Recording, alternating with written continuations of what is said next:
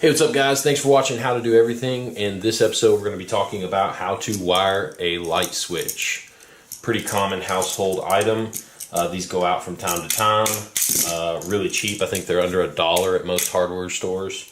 And they're really easy to install and replace. So let's get started. The first thing you're going to need is a replacement light switch. Like I said, they are under $1. You can get them in a couple different colors, any hardware store. I think even Walmart has them, so really easy to get. You're also going to need a screwdriver, probably a Phillips screwdriver for the 2 screws on that side and the ground screw on this side. And you're also going to need a Phillips for the mounting screws.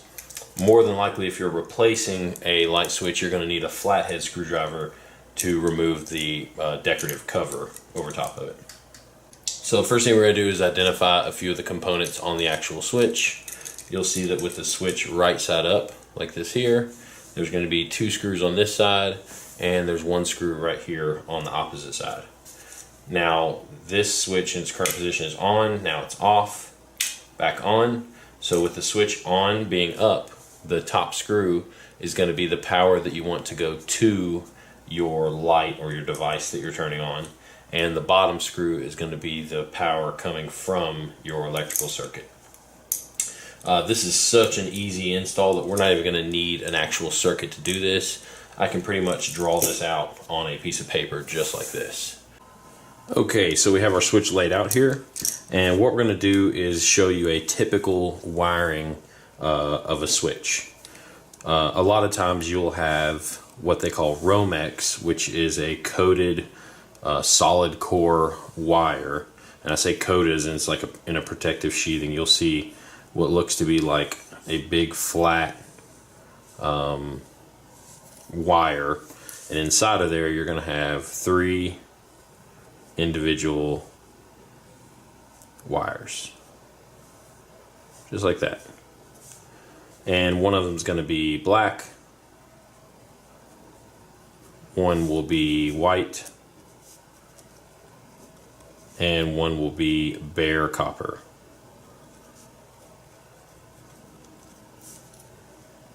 So that's typically what you'll see coming in, and you'll see the exact same thing going out. And now you're not obviously going to know right off the bat which one is which, because you're just going to see 2 sections of wire that are coming into this electrical box. I'll go ahead and label these black, white, and bare copper. Alright, so first thing we'll do is we'll identify what these wires actually are. The black wire is typically the wire that houses your positive voltage. Well, not positive because it's AC, but it'll hold your actual voltage. So we'll call it positive. Your white wire is going to be your neutral wire in a 120 volt circuit, and it's connected to ground in your breaker panel. It will usually be tied to ground. And then the bare copper is actually your ground wire, which we'll use this symbol for. That is a ground symbol. So we have our 3 wires. Same thing going out to the light. You'll have your black that goes to the light, which will carry your voltage, your neutral, and you'll have your bare copper ground. So a switch, a single pole switch like this, only uses 1 wire out of these 2 wires. That is typically your positive or your black wire. You can do the neutral as well and just run the black, but most of the times I see the black wire being ran through the switch. So what'll happen, we'll turn this switch on its side right here. Actually, we'll go ahead and do that. That'll help us. All right, you see the 2 screws and the ground screw on the bottom. So what you're going to do is your bare copper wire, you're going to take from your incoming, and you really won't know, but what you can do before you turn off your breaker, which you're going to want to do anytime you do any wiring, is you can put your voltmeter on the 2 individual sides of the wire, and it'll usually tell you whichever one has voltage is the one coming from your power source. Another way to do it is if they wired this correctly, like this right here, if they wired it correctly and you're looking at the switch and it's up and the lights are actually on, right, and it's down and they're off, if it works correctly, then you should be able to just this bottom one here will be your power source. Down. More than likely that's the case, but again, check your wires just to make sure. So in this scenario, what we're going to do is we're going to take our bare copper and we're going to run it out. Let's move this up a little bit. We're going to run our bare copper out and tie it to this screw here, and that's going to be the ground screw. We're also going to take our bare copper from the second one and run it to that same ground screw, and we'll tighten the ground screw down with both of the copper wires attached to it. Now the white wire, which is our neutral in this case, is actually not going to be needed, but we do still have to get it from our power wire out to our device that we're trying to power. So we're going to take the white wire and we're going to run it into the switch box. The other one's going to be connected, and they're actually going to tie together, and we'll put a wire nut on them. So we're wire nutting our white wires together. We're attaching our ground wires, or our bare copper wires, to the green switch, or the green screw on the switch. And then we're taking our black wire from our incoming voltage, and we're going to wire that. And this is going to be, I guess, a little confusing because I'm having a crossover here.